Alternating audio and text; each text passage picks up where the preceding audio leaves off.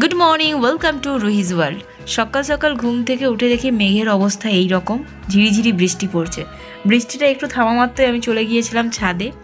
আকাশের অবস্থা খুবই খারাপ, ছাদটাও দেখছি ভেজা, পুরো কালো হয়ে আছে। পুজো করতে ঢুকলাম, পুজো করে বেরিয়ে দেখি পুরো মেঘ একেবারে ফার্চা হয়ে গেছে, রোদ উঠে গেছে। আর ওখানে ওই যে দূরে দেখতে পাচ্ছেন রুহির বাবা কেশব আর আমাদের ভিক্ষাচারে খেলতে শুরু করেছে।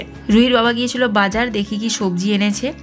এসে দেখি এই সমস্ত সবজি আনা হয়েছে, মাছ আনা হয়েছে। আমি নিয়ে বসে গেলাম জলখাবার, তখন ওর বাবা খেলছে। আমি বেটুকে খুঁজছি আর বেটু এখানে বসে বসে কি ভুট্টা খাচ্ছিস?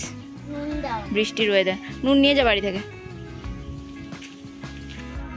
এই যেই তরকারিটা বানিয়েছে রুহির বাবা, মানে তখনও হচ্ছিল তরকারিটার সমস্ত কিছু দিয়ে একটা ছেঁচড়ার মতো তরকারি মাছের মাথা দিয়ে। এদিকে আমি মাছটা অলরেডি বানিয়ে ফেলেছি, রুহিকে আমি এখানে খাবার খেতে দিয়ে দিলাম। এদিকে আমার যারা মানে কেশব যার দেওর চলে গিয়েছে ওদের মামা বাড়ি। আর এখানে একটা ব্যাটার দেখতে পাচ্ছেন, একটা ধোসার ব্যাটার, যেটা আমার যা সকালবেলায় বানিয়েছিল সেটা রয়ে গিয়েছিল। তো রুহির বাবা বললো রাতে ধোসাই খেয়ে নেবো যেহেতু আছে। আলুর পুরটা আমি ফার্স্ট টাইম বানিয়েছি, ধোসাটাও লাইফে আমি ফার্স্ট টাইম করতে চলছি।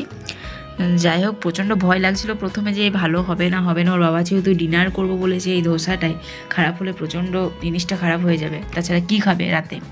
যাই হোক, দেখলাম ধোসাটা ভালো হয়েছে। বাবা 3টে মতো ধোসা খেয়ে নিয়েছে অলরেডি। সো আজ আমাদের ডিনার কমপ্লিট হচ্ছে ধোসা দিয়ে। আর আপনাদের সাথে দেখা হচ্ছে নেক্সট কোনো একটা ব্লগে। ততক্ষণের জন্য টাটা।